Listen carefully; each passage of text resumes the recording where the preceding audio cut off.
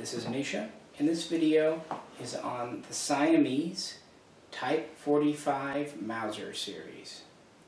And this is a really interesting gun because you have essentially three different entities contributing to it. If you haven't checked out our Japanese series, especially part 1, you might want to do that. It's not necessary for watching this video, but it would probably inform a few things. Again, especially part 1, looking at the Type 30 and the Type 35 Arasaka. Well, first off, the nation that was known as Siam is what's today Thailand. The name change happened in 1938. So when we say Siamese, we actually mean Thai, at least by modern standards. In the late 19th century, Siam was an independent East Asian nation, and it wanted to get in on the new smokeless powder revolution that was happening in small arms. Originally, it wanted to purchase the Mauser 98 from DWM in Germany. DWM was happy to do this. However, the Siamese military really didn't have enough money to do it themselves. They just didn't have the funding to get the licensing and then pay for the rifles and set up a factory there or pay Germany to do it. So that kind of hit a roadblock. A compromise was hit upon, though. Siam would purchase the rights to the Mauser from DWM in Germany, but the rifles themselves would be manufactured in Japan by the Tokyo Artillery Arsenal. So that's a lot cheaper for them. It keeps the manufacturing closer, much closer to home. And so that's what happened. The Siamese Mauser was adopted as the Type 45 because it was the year 2445 in their calendar. That would have been analogous to 1903 to the rest of the Western world. And it was mostly based on the Model 98 Mauser, but it had some kind of throwbacks to an earlier Steyr Mauser design. There's some kind of vestigial things that are not quite German Mauser and not quite modern in it. A typical turn bolt system here. Got a bolt hold open follower. Got a Mauser style safety back here at the middle position. That's all very standard. Mauser style trigger. We have an integral 5-round box magazine. We've got about a 28.5-inch long barrel. So while long, it was not as long as a lot of other infantry rifles of the day. Now initially, this fired the 8x50 rimmed cartridge, which was based on the Austrian Steyr 1895 cartridge, but not interchangeable. Based on, but different.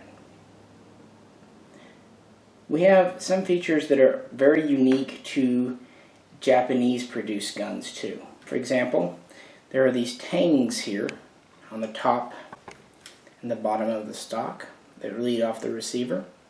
This allowed for a more narrow wrist, for a more comfortable grip, but it also reinforced and strengthened the wrist. The sling swivels look very much like those on the Arasaka.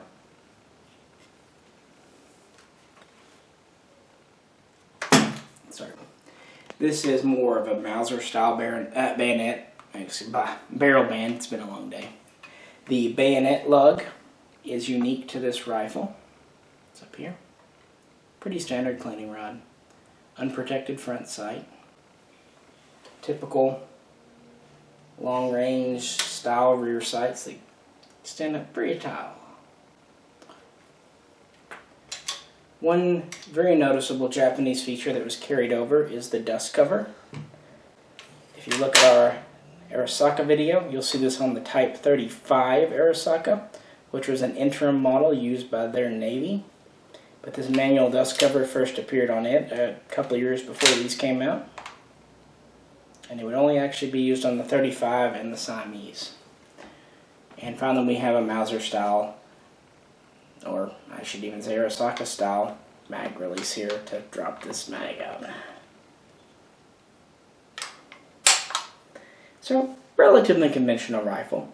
One unique little feature, the buttstock has a storage compartment, which hinges open here. And that wasn't for a cleaning kit, that was actually to put the muzzle cover in. Remember, we're talking about a nation that uses a lot of military guns in humid environments, so I'm sure a muzzle cover with reins and whatnot was useful. These are well done guns. Excuse me. Between about 1903 and 1908, the Tokyo Arsenal would produce 40,000, give or take, rifles for Siam. They would only produce these as a rifle. However, the Siamese themselves would cut down some into short artillery-type carbines, calling them the Type 47. So there is a carbine version of this, and I'm sorry I don't have one to show you today. I might have one coming that I'll bring in a later video, but for today I just don't have one. But they weren't done by Japan anyway, they were done in Siam. Now a lot of these will have replacement stocks because these were in service a very long time, so they were refurbished from time to time. And so you'll see some Siamese replacement parts, including the furniture on some, while others will retain the original Japanese. Now, that was the original. It fired the 8mm round nose. Now, pretty much all the earlier smokeless were round nose bullets. And in 1923, which was year 2466 by the Siamese calendar, they adopted a new round. It was an 8x52, and it was a spitzer or pointed type bullet. So we have a little more power, more velocity, more range. Just a better bullet overall. So to fire the new round, they took their old, or at least 20 years old, Type 45s, and they reamed out the chambers, and they reworked the magazines to fire the new round. They also had to recalibrate the sights. What they did, they essentially shaved down this ski ramp here so the sights wouldn't go up quite as high because it is a flatter shooting, higher velocity round. So they had to recalibrate the sights. But all in all, it was an easy conversion process. They would not purchase any new rifles from the Tokyo Arsenal. They would just work with the original 40,000 or so that they initially had. And these would be named the Type 45-66. And are probably the more common of the two. Most guns were rechambered for the 8x52. Now, what makes these Mausers interesting is a lot of your South American and Asian and, well, a lot of your kind of non-frontline type Mausers didn't see much of any combat. But the Siamese Mausers did. At first, they were used against the French colonists. They were repelling the French who were making advances into them at the time. They had colonized Indochina, today Vietnam, and they were trying to get a foothold in Siam, Thailand. And they didn't want that. They had their own military. They were still, in the 1930s, one of the few truly independent nations in East Asia. Most everyone had either fallen under the French or Japanese or British sphere of influence.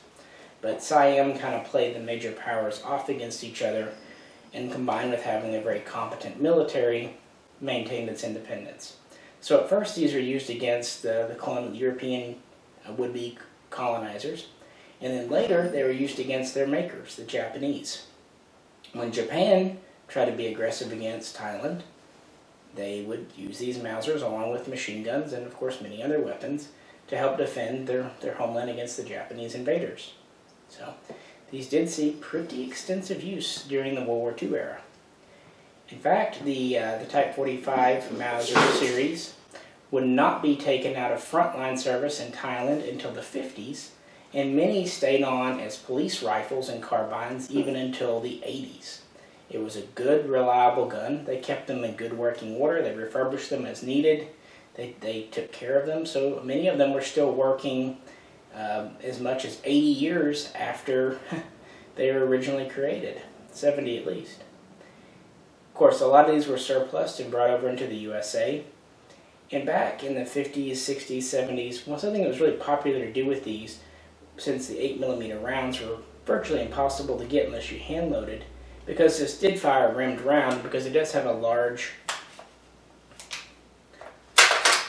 bolt face, a lot of people rechamber these for 4570.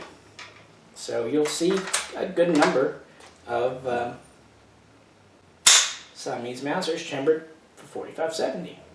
Not original, but kind of neat, I suppose. I'm not much into sporterized guns, but you know, I guess it does make it more practical.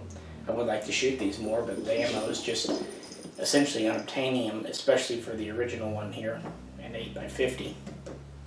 8x52, sometimes you can find reloads and whatnot. But yeah, people had mentioned about the Siamese Mauser, and so I thought I'd bring you a video just looking at them. It's really about all there is to say about them. They're really neat guns, and they have some interesting Thai Siamese script on the side here. Let me move that back. I got that disc cover in the way again. It's always in the way. I think that's why they got away with it and went to the automatic style. We've got the chakri marking here of the royal house. Some neat little markings. In fact, some of these early imports, before they started making them, put modern type serial numbers on them, but only have the original Siamese serials, which would make the ATF very, very happy, because you couldn't put them in a bound book. But anyway, thought we would just share the Siamese Mauser. It goes really well with the Japanese series we've got up. Again, if you haven't checked that out, please do. And I should have some more interesting Japanese guns to bring you in the future. We'll see what's coming, but I think there may be a Mexican Arisaka on the way to check out, and some various sniper rifles, and you never know. This new year, maybe we'll have some interesting stuff to show you. Anyway, if you have any questions or comments about these historical and sometimes forgotten and very interesting type weapons, please post them in the comments below. I'm still learning about them myself. I've done my best to do research for a few years on them, but I'm sure I've missed some things and don't know things. So if you know something, I'd really like to hear about it. And if you have any questions, also post those. Or if you just want to chat, comment, let's do that. And if you like the video, go ahead and click like. That'd be good. And I really, really appreciate you viewing. And please check in next time.